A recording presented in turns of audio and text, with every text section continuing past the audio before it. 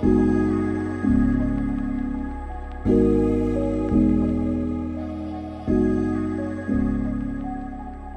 morning and welcome again. We are right now in week 2 of a 6-week fall vision series called, just see coming up here on the screen, called Our Values. Our vision as a church is together, living the beautiful way of Jesus for the glory of God and the good of the next generation. And alongside and growing out of that vision, in this season, we want to thoughtfully and lovingly articulate our values. And just to be really clear about what we mean by that, when we say our values, what we're talking about are those things that we as a church find most valuable, hence the word values. These are the most core convictions we hold.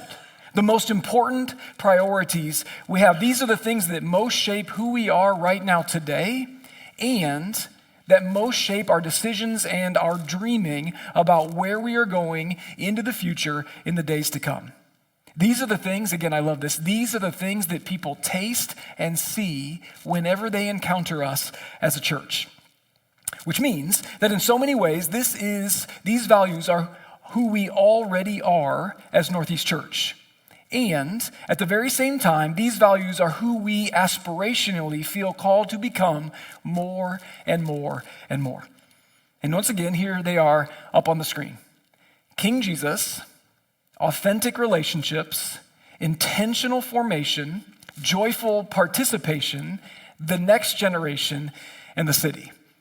And last week, I was so delighted to note that these values do not all start with the same letter, nor do they all rhyme. Although admittedly, 3 of them do rhyme. And so I spent a few moments this week trying to make them all rhyme. And so here's what I came up with. Start with the king of the nation, which has all kinds of issues with it. So I switched that to go to the next slide, the king of the nations. Some of you think I'm serious right now by the look on your faces. The second one, authentic cooperation instead of authentic relationships. The next 3 are the same, intentional formation, joyful participation, and the next generation. And last, my favorite, the Fort Wayne station. My brothers and sisters, if these show up on our website, please pull me aside and have a conversation with me. Let's go back to the other ones. All right, there we go.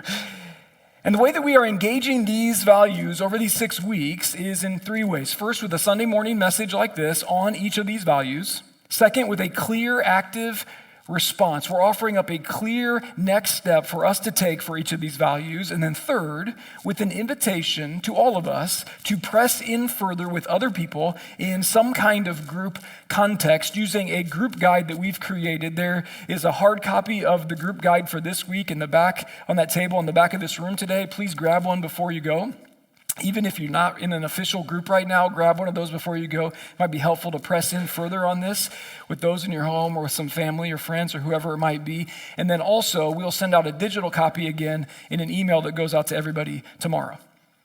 And last week, we considered together our first and foremost value, above everything else, our first and foremost value as a church, King Jesus. We just sang it. All hail King Jesus. And again, this value is about a person, clearly, and it is also about our theology as a church. And I just want to say that if you've not listened to that message from last Sunday, we don't do this very often, but I really want to encourage you to do so because it just feels very significant, again, to who we are and to where we sense God is taking us in the days to come, and it will certainly shape the rest of this vision and values series. As a side note, very early this past Wednesday morning in the men's group, right here in this room, by the way, guys, if you weren't here this past Wednesday, either because you forgot or this is like the first time you're hearing about it or whatever, you couldn't come, I want you to know that you are still very welcome to come. It's early though, dude. So 6 a.m. on this coming Wednesday morning, we're going to meet for the next 5 Wednesday mornings at 6 a.m. You just enter in through, there's a door downstairs here, you just come in there and we gather right in here. Again, even if you didn't come last week, please know that you're so welcome to come. Anyway, this past Wednesday morning, early, we had the whiteboard out. Give it up for whiteboards. We had the whiteboard out here in this room, and the question that we considered together is, where do we see this glorious truth that Jesus is King within the Scriptures?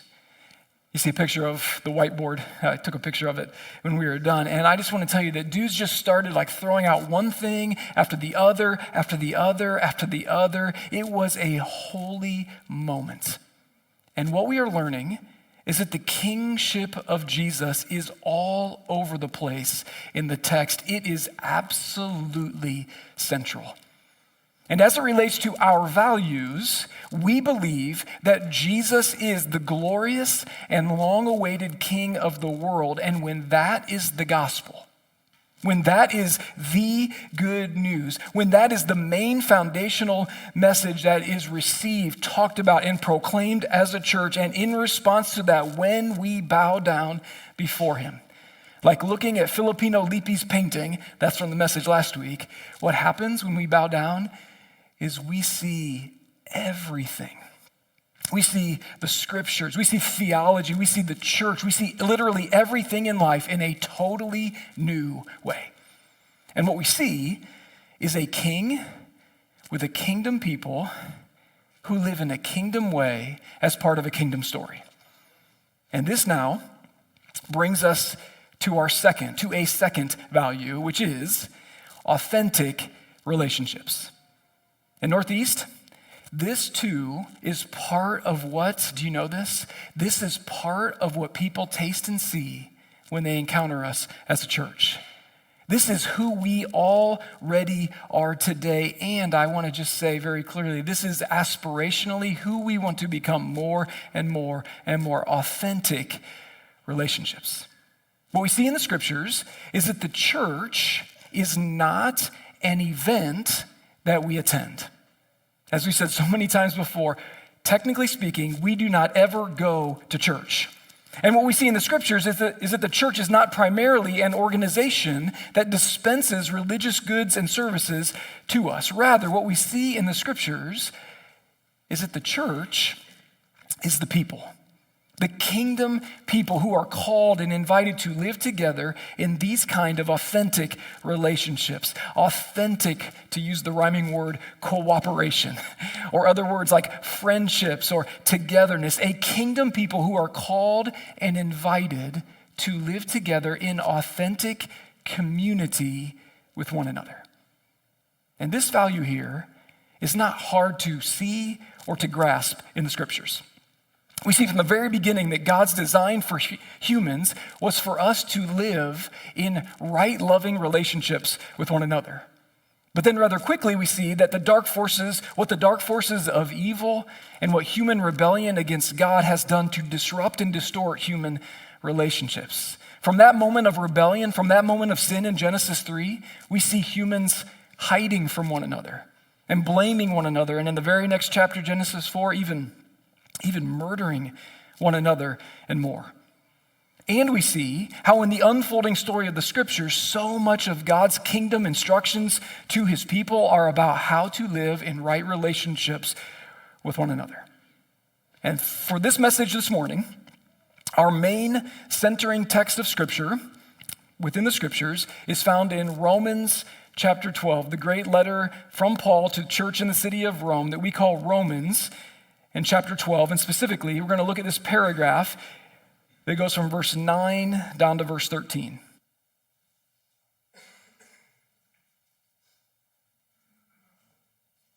Where Paul wrote this: "Love must be sincere. Hate what is evil. Cling to what is good. Be devoted to one another in love." Some translations say there, "Be devoted to one another in brotherly love. Honor one another above yourselves. Never be lacking in zeal, but keep your spiritual fervor serving the Lord." That is, serving the King. "Be joyful in hope," church. "Be patient in affliction. Be faithful in prayer. Share with the King's people who are in need. Practice hospitality." Church, these are the words of the Lord, and we say, this letter that we call Romans here was written by the Apostle Paul, which, by the way, this word apostle here is another one of those words that has royal or kingship overtones. You see, this was the word used in that day for an official representative of a king. Again, I'm telling you, this kingdom, royal stuff is all over the place. And here, one of the official representatives of King Jesus, Paul, wrote to the church, the kingdom people in the city of Rome, because they were experiencing some significant issues in their relationships with one another. And specifically, they were experiencing some misunderstandings and some differences and some division between the Jewish followers of Jesus and the non-Jewish followers of Jesus. And in the first 11 chapters, what we call the first 11 chapters of the letter, Paul laid a rich theological foundation for their unity, for their right relationships within the church. And then, starting here in Romans chapter 12, Paul got really, really practical about how to live this out in everyday real life. Now, a couple things, my brothers and sisters, related to the shape of this message, the rest of this message this morning. First, I would like for us to have this entire paragraph here in Romans 12, 9 through 13, this entire paragraph in view as we think about these things. But I'd love to have us focus in primarily on that very first sentence, those first 4 words in English: love must be sincere. And then second, I would also like for us to consider both the ideal or the dream of community within the church and the reality of community within the church. You know what I mean? Both the big, lofty dream of these kinds of relationships and the sometimes or perhaps oftentimes messy, hard reality of these kinds of relationships. But before we do any of that, let's first consider together how we might live this value out in our everyday real lives. My dear brothers and my dear sisters, again, that's how you know I'm about to say something serious.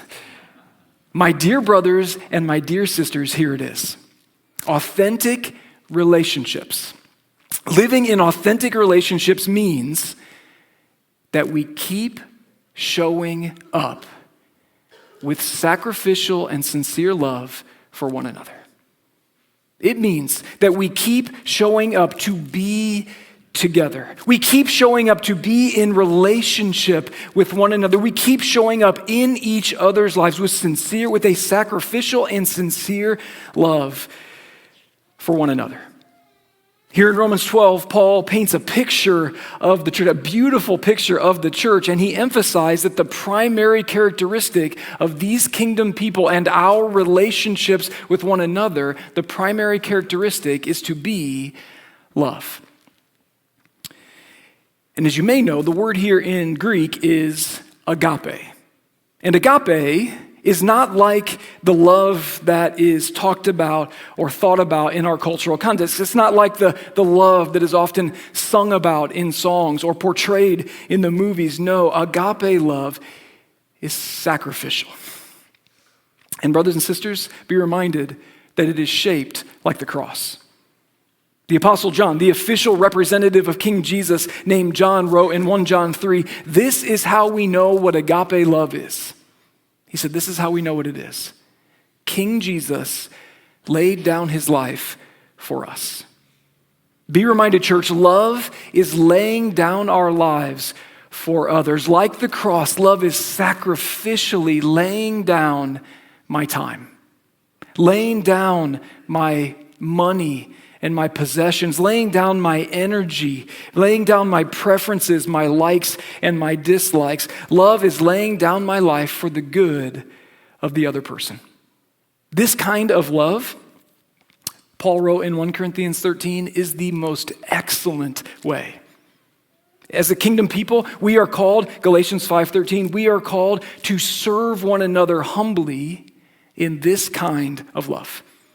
And King Jesus said on the night before his death that the way the world will know that we are his followers, that we are indeed his kingdom people, is by this kind of love. How do we live out this value? Authentic relationships? Again, church, we keep showing up with sacrificial and sincere love for one another. Paul wrote, love, yes, it's sacrificial, but he said love, this kind of love must be sincere. My wife, Hannah,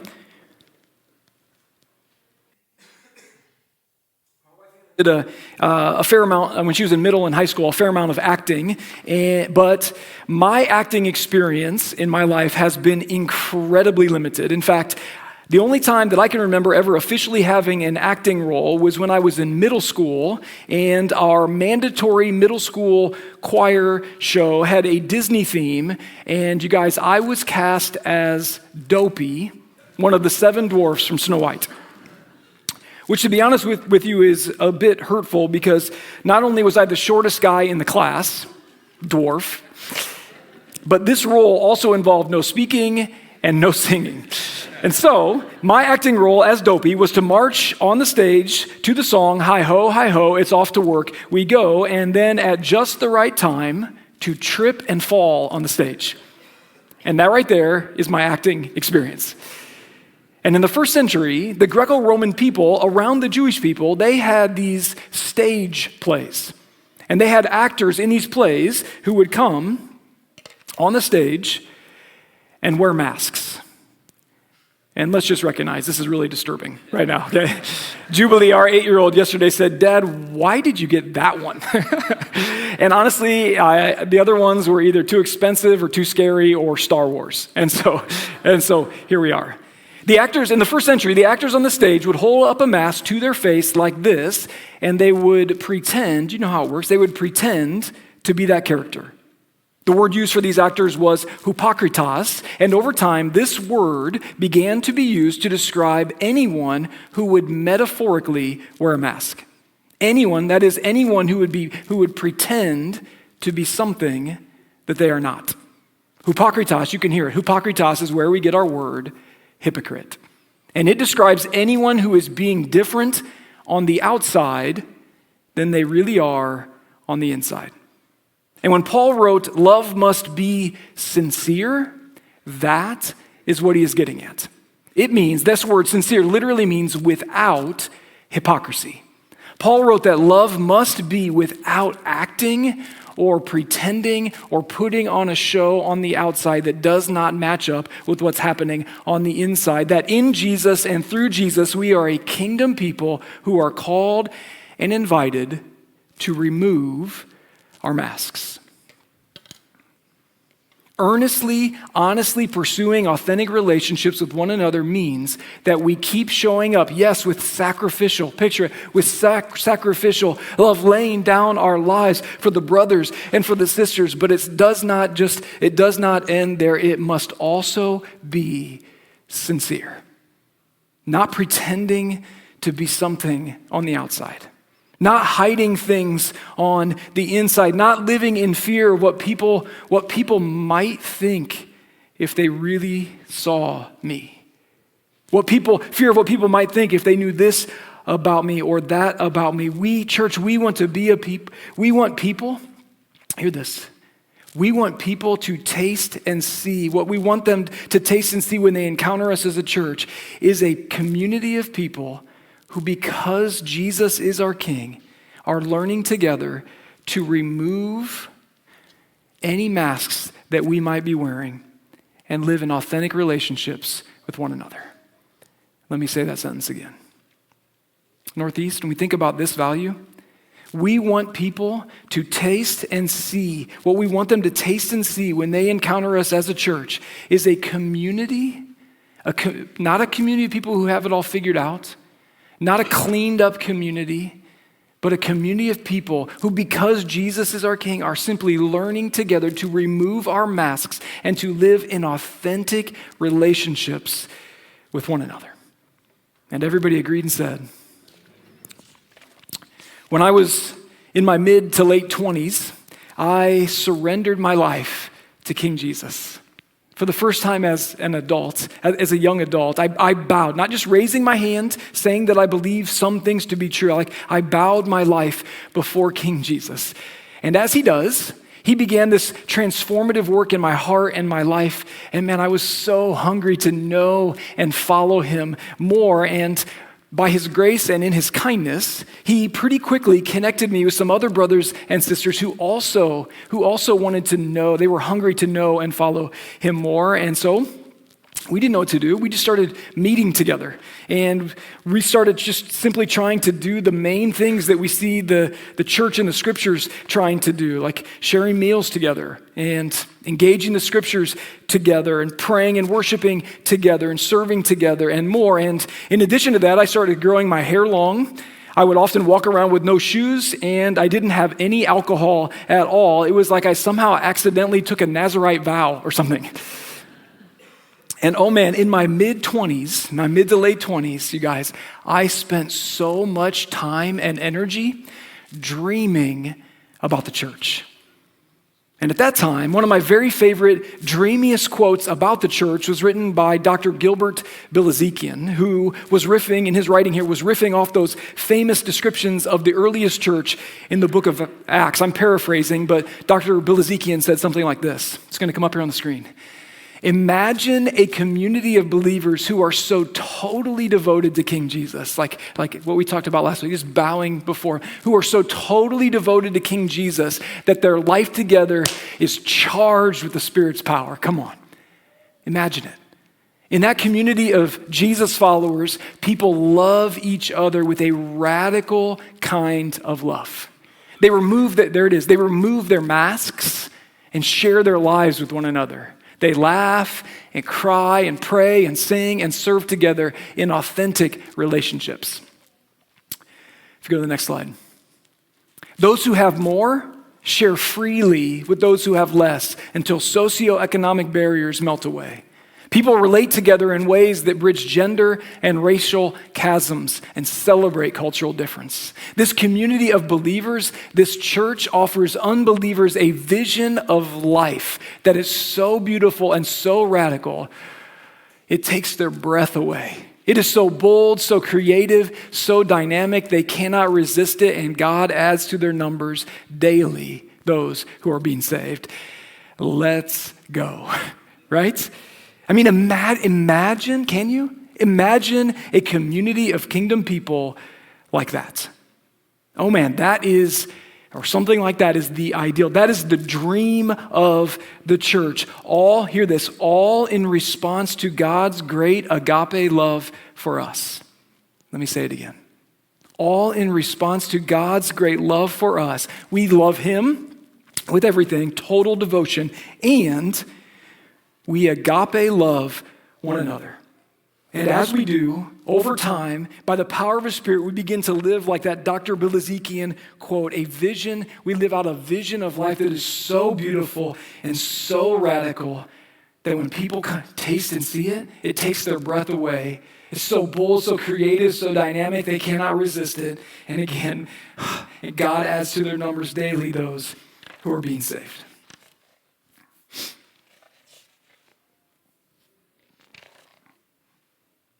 Together in authentic relationships with one another. Together, Romans 12, hating what is evil and clinging to what is good. Together being devoted to one another in brotherly and sisterly love, honoring one another above ourselves, never lacking in zeal, but together keeping our spiritual fervor, serving King Jesus. Together being joyful in hope. Together being patient in affliction. Together being faithful in prayer, sharing with any kingdom people who are in need, and together practicing hospitality and so much more. Again, I say, let's go. And how many of us know that the reality of the church can be quite different than that? Anybody? I mean, for anyone who has earnestly tried to engage in relationships within the church, the reality of our experience, man, can be so different than that ideal. Yes, this value is not hard to see and grasp from the scriptures, but man, it can be so hard to live out. Being the church together, and not just attending an event together, not just coming to get something on a Sunday morning together, but being the church together is messy and hard. And honestly, it should come with a kind of warning attached to it. My kids get a kick out of those pharmaceutical medical commercials. You know what I'm talking about? Like when we're watching a football game and a commercial for Paxlovid or whatever comes on, and it talks about the goodness of taking that medicine and how it helps in life. And then at the very end of the commercial, the words kind of speed up and it states something like, "This drug is not for everyone. Do not take this drug if you are allergic to anything. Tell your doctor immediately if you experience liver or kidney problems. Side effects may include nausea, dizziness, headaches, loss of limbs, loss of bladder control, blindness, deafness, diarrhea, and many other serious or life-threatening conditions." Right? My kids think that is so funny. But the reality is, being part of the church, like really trying to do this together, should perhaps come with that kind of warning. Here are the glorious reasons we are called to do this, to be the church together. I mean, there is no other way. There is no other way to truly and fully follow King Jesus and to experience his healing and his transformation and his new life that he has for us. But warning. Side effects may include feeling left out, experiencing rejection, experiencing betrayal, having lots of misunderstandings, painful differences, sometimes even life-changing divisions, and more. And warning, you yourself might be the cause of some of those things. The earliest church in the book of Acts, yes, there are these glorious, dreamy paragraphs written about them, but don't you know when you read through Acts, man, they had all kinds of relationship issues. It was messy and hard. Most of the letters of the New Testament, including Romans, were written to churches who were experiencing, as I said, relationship problems. It was messy and hard. And honestly, I hesitated to even read that paraphrase of Dr. Bill Ezekian's quote because, first of all, apparently he was involved in some hidden stuff in his life that came out later on. This guy, I mean, my word, he wrote like the dreamiest paragraph, one of the best written descriptions of this dream of being the church, and he had a hidden life that was the opposite of that. Again, messy and hard. And on top of that, what I've learned over the years now is that there is some risk in even putting that expectation of a kingdom community out there for us, because it either sets people up to be let down, or it leads us at times to love the dream of community. And Dietrich Bonhoeffer famously wrote in his book, Life Together, those who do that, those who love the dream of Christian community more than they love the actual Christian community itself, he said they become destroyers of that Christian community, even though their personal intentions may be ever so honest, earnest, and sacrificial. Again, let's be real with one another, my brothers and sisters. Trying to be in these kinds of relationships with one another that the scriptures so clearly call us toward can be messy and hard. And how many of us know that especially over time, it can cause us to give up, to get jaded, to put up walls, and to wear masks of many kinds. And yet, my dear brothers and my dear sisters, what we are saying around here, this is one of our highest priorities, one of our most core convictions. What we are saying around here is that even in the midst of all of that and more, it is still so worth it. This is one of our values as a church. Again, core conviction, highest priority. This is what shapes who we are today and where we are going into the future, and what we want people to taste and see when they encounter us as a church. Authentic relationships. We believe that it is so worth it because we believe that King Jesus is so worth it. He is worthy of it all. Who else is worthy? There is none. There is no one but Jesus. And so, in response to him, what do? We keep showing up with sacrificial and sincere love for one another. And my brothers and sisters, there are all kinds of ways to do that. And I want to name, even before we get into like an active response here, I just want to name that we do that. You do that. I have seen and I have experienced the blessing of this over these last months and many years now, that we Northeast are a people who keep showing up with this kind of love for one another. We are a people, again, that's what people taste and see when they encounter us in here. That's what people taste and see when they encounter us out there in our neighborhoods and our workplaces and schools.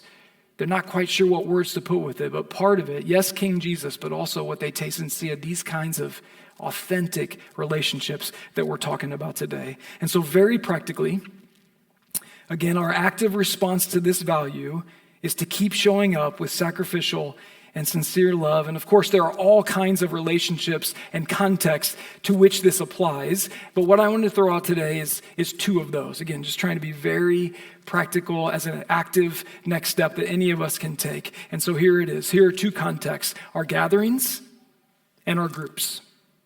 Showing up, how might you, in this coming season here, show up to those two contexts with sacrificial and sincere love for the brothers and sisters? Keep showing up, church, to our gatherings. Let's face it, when it comes to relationships, these Sunday morning gatherings cannot be everything, but they can certainly be something. And so, what would it look like for us to show up here, to walk through those doors, ready to lay down our lives, sacrificial, and to learn to be sincere with one another?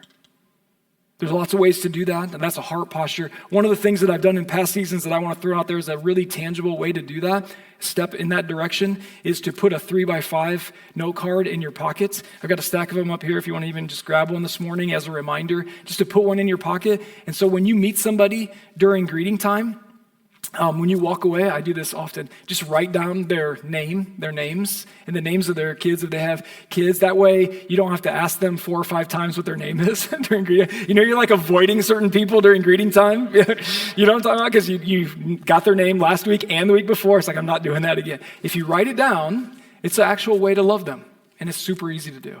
But not just names. Also, like if you run into somebody and like, man, the Spirit like prompts them, they share something, some need, some kind of request for prayer, jot it down, put it back in your pocket.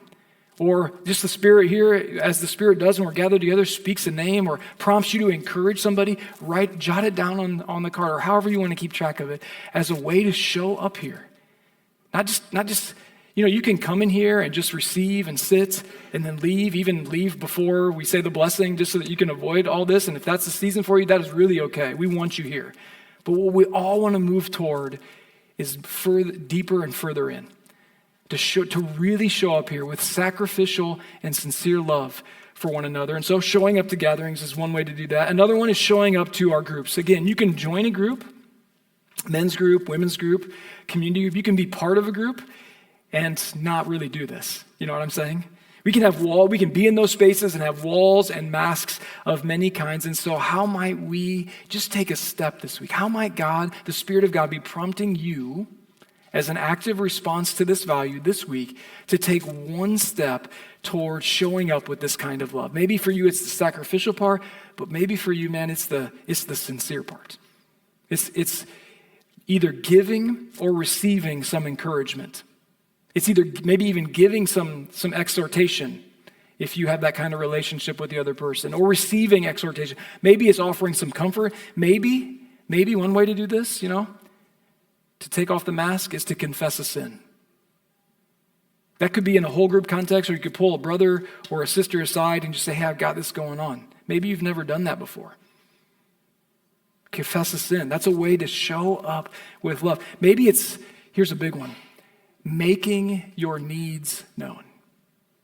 That is one of the most loving, sincere things that a person can do.